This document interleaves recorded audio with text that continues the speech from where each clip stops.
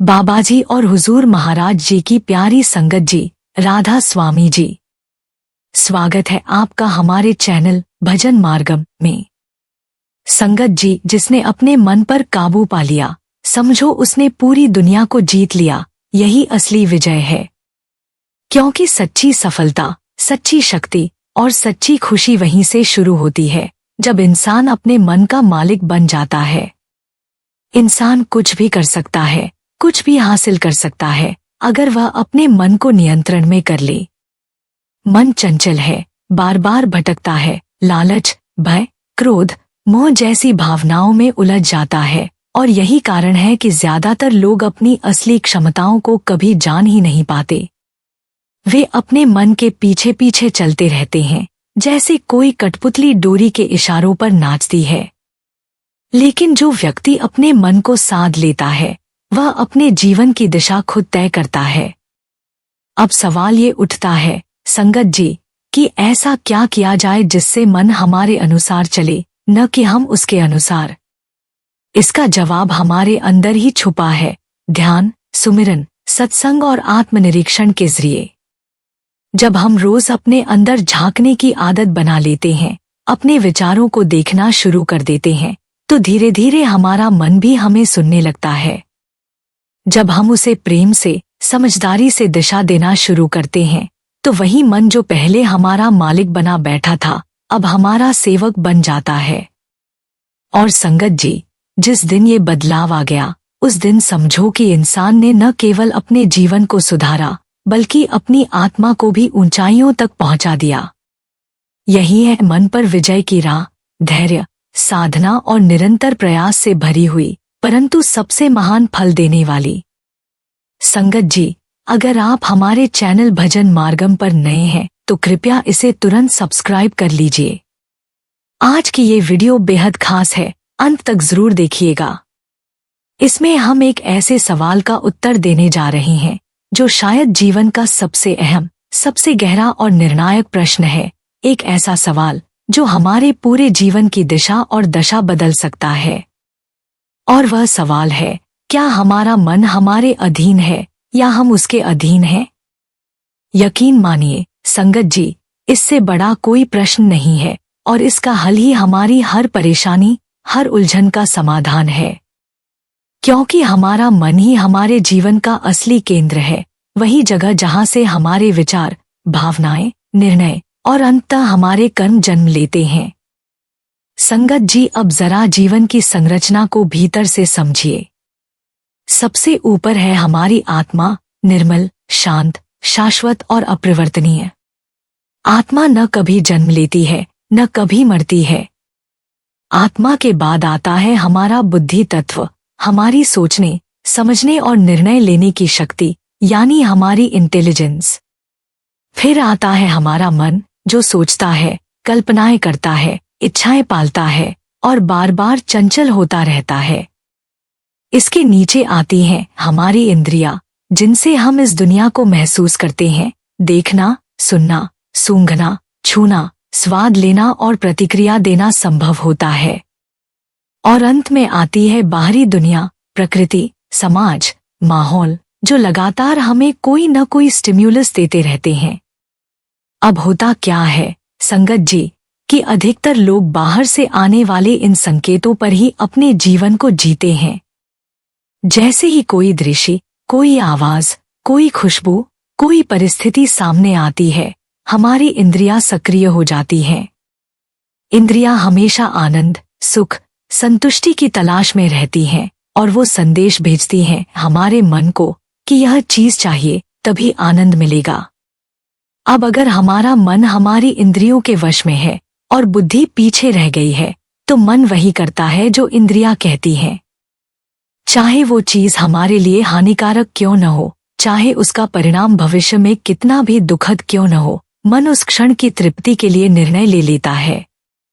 संगत जी, इस तरह हम धीरे धीरे एक कठपुतली बन जाते हैं, बाहर की दुनिया की, अपनी इच्छाओं की और परिस्थितियों की। लोग हमें अपने फायदे के लिए इस्तेमाल कर सकते हैं। छोटी छोटी चीजें हमारे जीवन के बड़े फैसलों को प्रभावित कर सकती हैं। कोई हमें थोड़ी सी प्रशंसा दे दे, तो हम उसके वश में आ जाते हैं। कोई हमें थोड़ा सा दुख दे दे तो हम बिखर जाते हैं। हमारी पूरी जीवन प्रणाली बाहरी दुनिया के हाथों में चली जाती है। लेकिन संगत जी, अगर हम इस क्रम को उलट दें, अगर आत्मा को केंद्र में रखें, बुद्धि को मजबूत करें और मन को उसके अधीन करें, फिर इंद्रियां अपने आप नियंत्रण में आ जाएंगी और दुनिया की परिस्थितियां हमें नचाना छोड़ देंगी।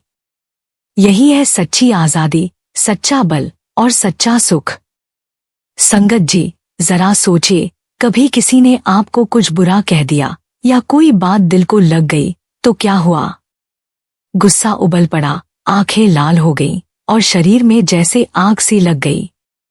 उस वक्त आपकी इंद्रियां, विशेषकर श्रवण और स्पर्श, मन को एक ही संदेश भेजती हैं, कुछ करो, बदला लो, चोट का जवाब दो। और मन क्या करता है? वह तुरंत जवाबी कार्यवाही के लिए तैयार हो जाता है।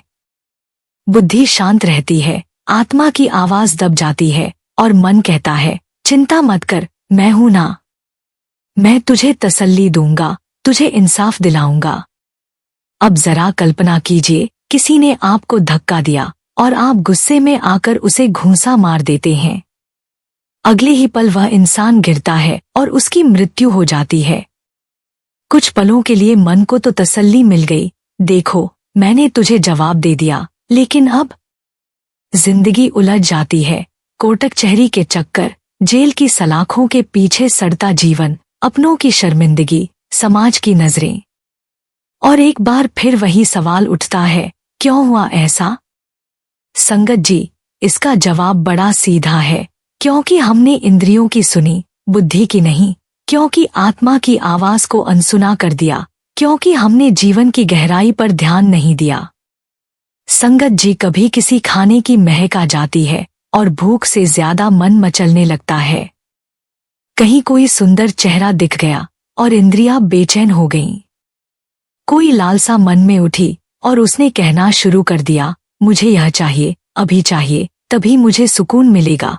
और अगर वह चीज नहीं मिली तो मन कहता है, मैं तो अधूरा रह गया, मैं तो असफल हो गया। ऐसे में इंसान का दिमाग ही भ्रमित हो जाता है, बुद्धि भ्रष्ट हो जाती है और आत्मा की रोशनी ओझल हो जाती है। संगत जी, जब हम अपने मन और इंद्रियों के गुलाम बन जाते हैं, तब हम अपनी पहचान खो बैठते हैं। फिर कोई भी हमें उकसा सकता है, कोई भी हमारे भावनाओं से खेल सकता है और हम हर बार बहक जाते हैं। पर असली सवाल है, इसका हल क्या है? इसका हल है जागृति, आत्मजागृति। जब हम अपनी आत्मा से जुड़ते हैं, सच्चे अर्थों में बुद्धि का प्रयोग करना शुरू करते हैं और इंद्रियों को प्रशिक्षित करते हैं, तभी मन भी हमारे अधीन आता है। तब न कोई उकसावे में आएगा, न कोई बात हमें हिला पाएगी। तब हम विवेक से जीवन जिएंगे, शांति से निर्णय लेंगे और मुक्ति की राह पर आगे बढ़ेंगे। इसलिए संगत जी, अगली बार जब मन विचलित हो, जब कोई भावना उबाल मारे, तो एक पल ठहरिए, आत्मा की आवाज सुनिए, बुद्धि को सक्रिय कीजिए और मन से कहिए, चुप हो जा, अब मैं तेरा मालिक हूं। यही है सच्चा नियंत्रण, यही है सच्ची शक्ति। संगत जी, सबसे पहले इस बात को गहराई से समझिए, आपकी इंद्रियां आप नहीं हैं, आपका शरीर भी आप नहीं है, आपकी बुद्धि, आपका मन, इवन वो भी सिर्फ माध्यम है। असल में आप है आपकी आत्मा। और ये इंद्रियां तो केवल इनपुट सिस्टम है, जैसे कोई कंप्यूटर का माउस या कीबोर्ड। अब सोचिए, अगर कोई कहे कि माउस ही कंप्यूटर है, तो आप क्या कहेंगे? हंस पड़ेंगे, है ना? क्योंकि आप जानते हैं कि माउस सिर्फ एक साधन है, असली कंप्यूटर तो अंदर बैठा सिस्टम है। लेकिन संगत जी, दुख की बात यह है कि हम अपने ही जीवन में यही गलती बार बार कर रहे हैं। हम अपनी इंद्रियों को ही सब कुछ मान लेते हैं, उनकी हर जरूरत, हर चाह को अपनी पहचान बना लेते हैं। संगत जी, हम भूल जाते हैं कि ये इंद्रियां तो वो घोड़े हैं जिनकी लगाम हमारे हाथ में होनी चाहिए, लेकिन हम उन्हें खुला छोड़ देते हैं।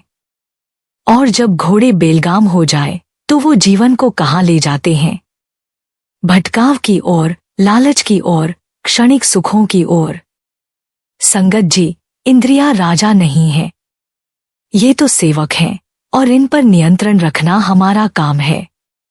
अगर आप इन्हें ताज पहना देंगे, अगर इनकी हर मांग पूरी करते रहेंगे, तो जीवन में न तो कोई दिशा रहेगी, न कोई गहराई, न ही कोई उद्देश्य। फिर आप हर पल सिर्फ आनंद, बस आनंद ढूंढते रहेंगे। लेकिन ये आनंद कभी स्थायी नहीं होता, और जब वो नहीं मिलता तो आता है खालीपन, आता है डिप्रेशन, आता है आत्मग्लानि। संगत जी, फिर क्या होता है? पढ़ाई से पहले मजा चाहिए, सेहत से पहले स्वाद चाहिए, रिश्तों से पहले फिजिकल अट्रैक्शन चाहिए, नैतिकता से पहले आराम चाहिए, और धीरे धीरे जीवन हाथ से फिसलने लगता है। संगत जी, लेकिन इसका समाधान क्या है? आपकी ऊर्जा का प्रवाह ऊपर से नीचे होना चाहिए, आत्मा से बुद्धि में, बुद्धि से मन में, और मन से इंद्रियों में। जीवन में निर्णय बाहर की दुनिया नहीं लेती, आपकी आत्मा से निर्देश आना चाहिए। तभी आप समझ पाएंगे कि क्या सही है, क्या दीर्घकाल में आपके लिए हितकारी है। तो संगत जी, अगली बार जब कोई लालसा उठे, कोई चाहत सताए, तो खुद से पूछिए, क्या ये वास्तव में मेरे जीवन का लक्ष्य है, या सिर्फ चंद पलों की भूख? और फिर अपने जीवन की कमान अपने आत्मस्वरूप को दीजिए। यही है सच्चा आत्मनियंत्रण, यही है सही जीवन की दिशा। इंद्रियां राजा नहीं, सेवक हैं, और सेवक वही करते हैं जो राजा कहे। अब तय कीजिए, आपके जीवन का राजा कौन होगा, मन, इंद्रिया, या आपकी आत्मा? संगत जी, क्या चीज आपको भीतर से मजबूत बनाएगी? क्या चीज आपको एक कर्मयोगी बनाएगी? उत्तर है इंद्रियों पर नियंत्रण। जी हाँ संगत जी, अपने मन और इंद्रियों को अगर आप सही दिशा में साध लें, तो फिर कोई भी दुनिया की चीज आपको भटका नहीं सकती, तोड़ नहीं सकती। संगत जी, जैसे बचपन में हम वीडियो गेम खेलते थे, ध्यान पूरा उस एक बटन पर होता था, हाथ अपनी जगह फिक्स रहते थे, आंखें स्क्रीन पर, मन एकदम फोकस में। उसी तरह अपनी इंद्रियों को भी उसी एक फोकस में बांधना है। मन कहेगा मजा चाहिए, आंखें कहेंगी वो चीज चाहिए, जीभ कहेगी स्वाद चाहिए, लेकिन आप कहिए रुको, पहले देखता हूं ये मेरे लिए सही है या नहीं। बस वही पल आपका जीवन बदल देगा, वही क्षण आपको गुलामी से आजादी देगा, वही निर्णय आपको एक जागरूक आत्मा से जोड़ देगा। इंद्रियों को बस एक बात कहो, तुम मेरी हो, मैं तुम्हारा नहीं। तब आप बाहरी दुनिया की नहीं, अपने आप की सुन पाएंगे, और वहीं से शुरू होगा सच्चा बल, सच्चा विवेक और सच्चा कर्मयोग।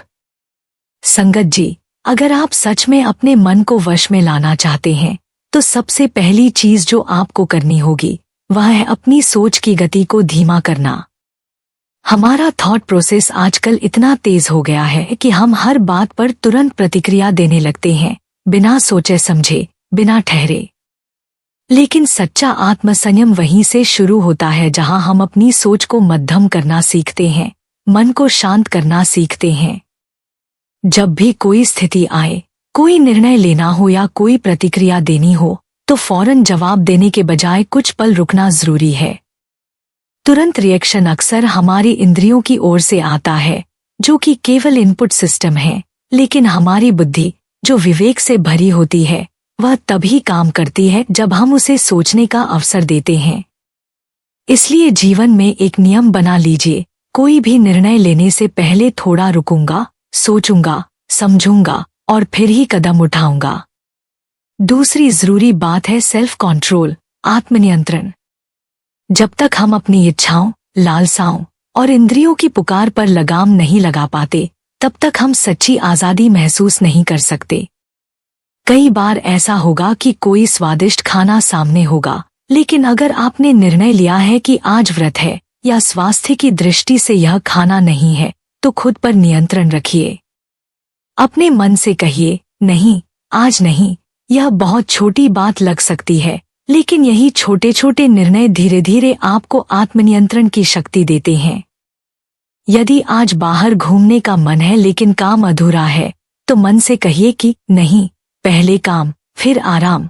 अगर कोई व्यक्ति कुछ गलत कर रहा है और आपको भी उस दिशा में खींच रहा है, तो स्पष्ट कहिए, यह मेरे लिए सही नहीं है।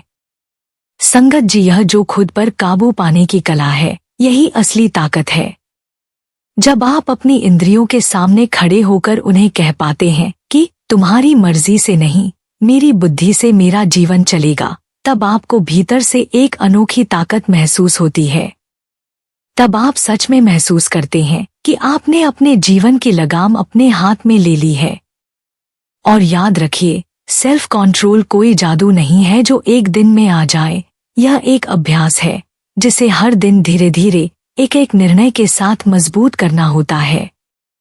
अगर कभी आप खुद को किसी बुरी आदत से बचा लें, कोई गलत काम करने से रोक लें, कोई नशा या लालच को ना कह दें, तो उस क्षण को महसूस कीजिए, खुद की पीठ थपथपाइए, अपने अंदर की शक्ति को सराहिए। यह एहसास ही आपको आगे और मजबूत बनाएगा। अपने कंट्रोल को फिर से सेट करिए और हर दिन उसे थोड़ा और बढ़ाइए, क्योंकि जब मन शांत होगा, इंद्रियां नियंत्रित होंगी, तभी आप सच्चे अर्थों में अपने जीवन के मालिक बनेंगे। और वही सच्चा योग है, वही सच्चा आनंद है। संगत जी, हमारे मन के भीतर लगातार बहुत सारी बातें, इच्छाएं और भावनाएं चलती रहती हैं, जिनमें से कई बार नकारात्मक विचार और संवेदनाएं इतनी हावी हो जाती हैं कि हमारा पूरा व्यवहार और निर्णय उन्हीं के इर्द गिर्द घूमने लगता है। हमारी इंद्रियां और बाहरी दुनिया मिलकर मन को ऐसा प्रभावित करती है कि वह संसार को, लोगों को और परिस्थितियों को केवल सही रूप से देखने लगता है। और सबसे अधिक हानिकारक चीज जो मन को जकड़ लेती है, वह है नफरत। यह नफरत या अत्यधिक लगाव दोनों ही मन को एक बंद कमरे में कैद कर देते हैं।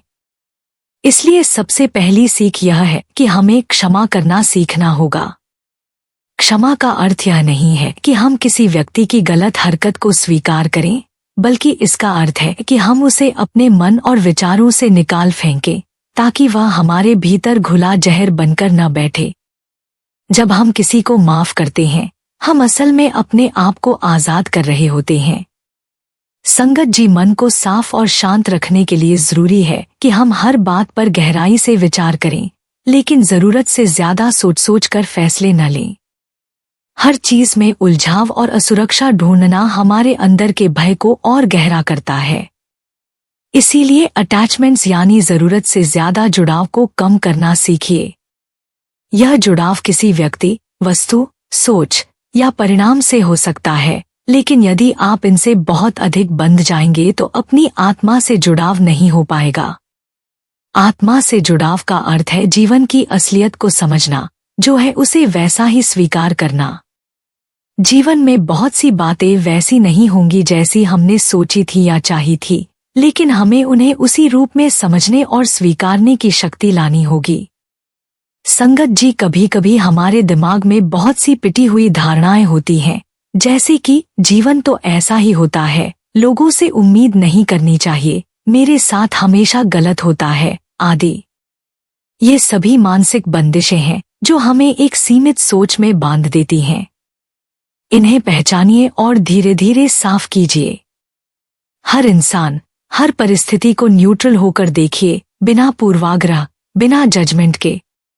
यदि कोई व्यक्ति आपको तकलीफ देता है, तो उसके व्यवहार को समझिए, लेकिन उस तकलीफ को अपने जीवन का स्थायी हिस्सा मत बनाइए।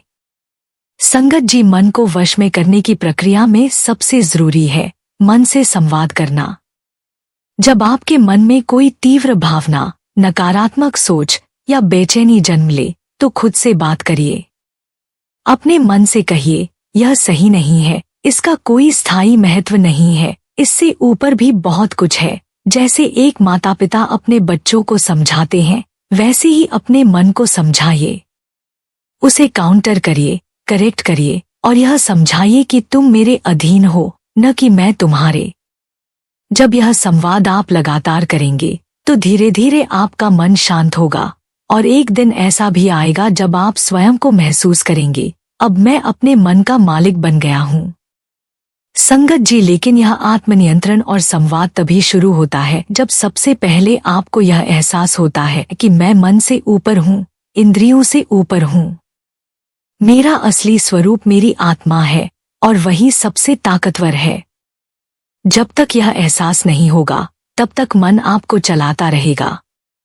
लेकिन जैसे ही आप यह जान जाते हैं कि मन मुझसे छोटा है, मैं बड़ा हूँ, उसी क्षण से आपका आत्मनियंत्रण शुरू हो जाता है। यह साधना है, अभ्यास है, लेकिन पूरी तरह संभव है। केवल कोशिश चाहिए, धैर्य चाहिए और सच्ची नियत चाहिए। और जब यह अभ्यास नियमित रूप से किया जाए तो यकीन मानिए, आप न केवल अपने मन को नियंत्रित कर पाएंगे बल्कि अपने पूरे जीवन के राजा बन जाएंगे। संगत जी, आपका जो सबकॉन्शियस माइंड है वह आपके जीवन के हर छोटे से छोटे अनुभव को रिकॉर्ड करता है, उसे संचित करता है और एक प्रकार से डिपॉजिट करता है। इसके आधार पर ही वह आपके भविष्य के फैसलों को प्रभावित करता है और आपके जीवन को इस दृष्टि से देखने में मदद करता है कि दुनिया कैसी है, क्या स्थितियां हैं और आपके सामने क्या चुनौतियां हैं। हम किसी भी परिस्थिति को, व्यक्ति को या स्थिति को अगर गलत तरीके से समझते हैं तो हमारा सबकॉन्शियस माइंड उन्हें खतरनाक या समस्या के रूप में देख सकता है। यह गलत तरीके से देखने का परिणाम होता है कि हम एक छोटी सी चीज को भी बड़ा खतरा समझने लगते हैं। यह तब होता है जब हम अपने अनुभवों को नकारात्मक इंप्रेशन से भर देते हैं। संगत जी, अगर हमें अपनी सोच को सही करना है तो हमें अपने सबकॉन्शियस माइंड पर सकारात्मक छाप छोड़नी होगी। इससे हमारा मन सकारात्मक ऊर्जा से भरेगा और नकारात्मकता को बाहर करेगा। आप जितनी बार अपने आप से कहेंगे कि मैं मजबूत हूँ, मैं चुनौतियों का सामना कर सकता हूँ, मैं किसी भी परेशानी को झेल सकता हूँ, उतना ही आपका मन इस पर विश्वास करने लगेगा।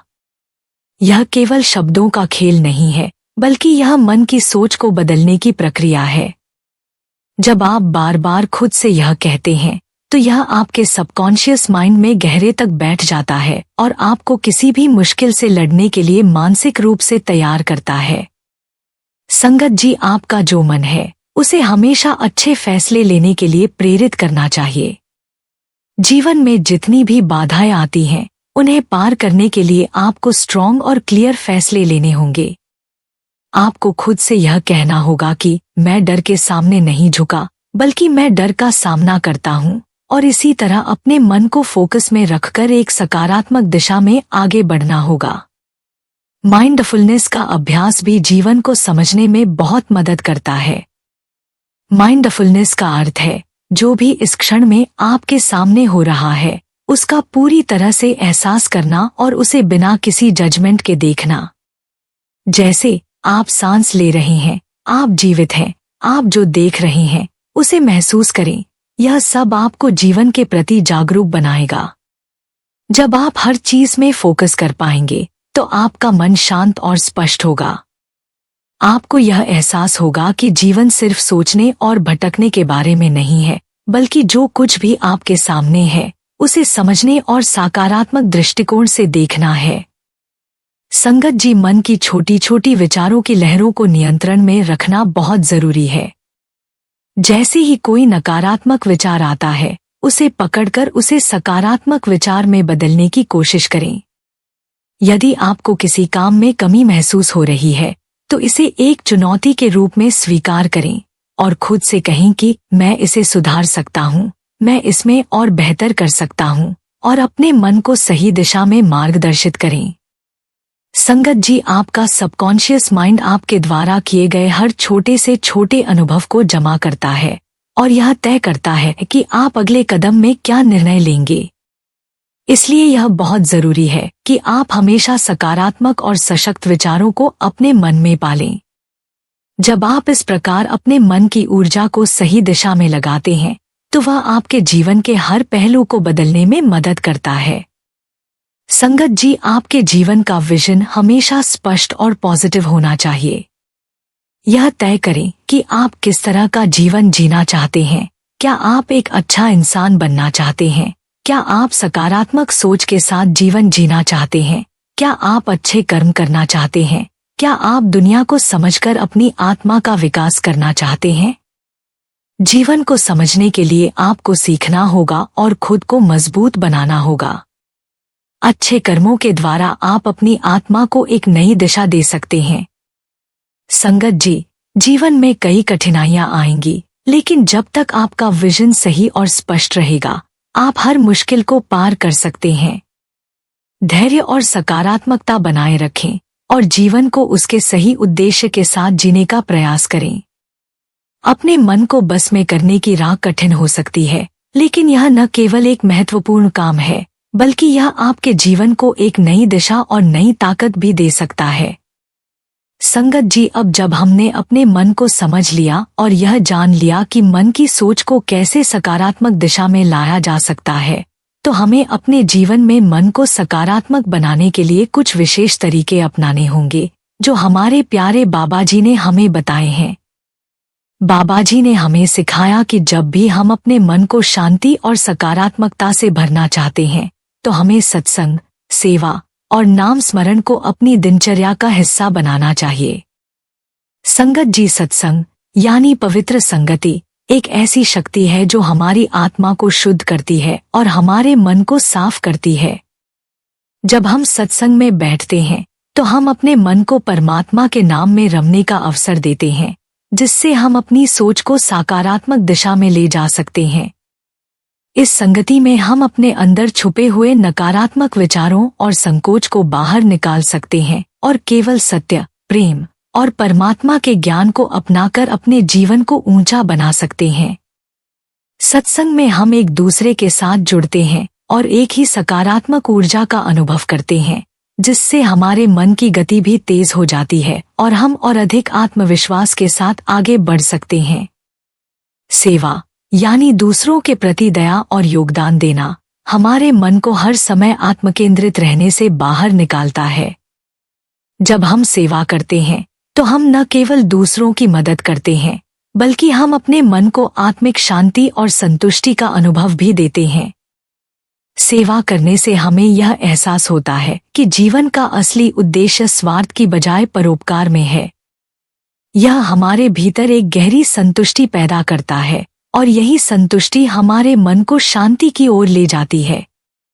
अब नाम स्मरण की बात करें, तो नाम सुमिरन वह सबसे गहरी विधि है जिसके माध्यम से हम परमात्मा से सीधा संबंध स्थापित कर सकते हैं। जब हम अपने दिल से नाम का स्मरण करते हैं, तो हमारा मन संपूर्ण रूप से ध्यान में लग जाता है। यह ध्यान हमें हमारी आत्मा से जोड़ता है और हमें अपने असली उद्देश्य यानी परमात्मा के साथ रिश्ते को समझने में मदद करता है। नाम सुमिरन न केवल हमारे मानसिक तनाव को दूर करता है, बल्कि यह हमारे जीवन के हर पहलू में संतुलन और शांति का संचार भी करता है। संगत जी, सबसे महत्वपूर्ण है भजन और शब्द धुन सुनना। भजन यानी परमात्मा की वाणी, जो हमें रूप, स्वभाव और शक्तियों से परिचित कराती है, हमारे मन को बहुत गहरी शांति देती है। जब हम शब्द धुन सुनते हैं, तो यह हमारी चेतना को उच्चतम स्तर पर पहुंचाता है और हमें परमात्मा से जुड़ने का अनुभव कराता है। यह शुद्धता और समर्पण की भावना को जागृत करता है और हम अपने जीवन के उद्देश्य को पहचान पाते हैं। संगत जी, हमें यह समझना होगा कि मनुष्य जीवन का असली उद्देश्य केवल भौतिक सुख और सांसारिक इच्छाओं को पूरा करना नहीं है, बल्कि यह परमात्मा से एक गहरे संबंध को स्थापित करना है। हमारे प्यारे बाबा जी ने हमें हमेशा यही सिखाया कि मनुष्य जीवन का मुख्य उद्देश्य परमात्मा से जुड़ने और उसके साथ अपने रिश्ते को मजबूत करने में है। सत्संग, सेवा, नाम सुमिरन और भजन के माध्यम से हम इस उद्देश्य को पा सकते हैं। जब हम इन सभी साधनों को अपने जीवन में उतारते हैं, तो हम न केवल मन को सकारात्मक बनाते हैं, बल्कि हम अपने जीवन को सच्चे सुख और शांति से भरने की दिशा में एक कदम और बढ़ते हैं।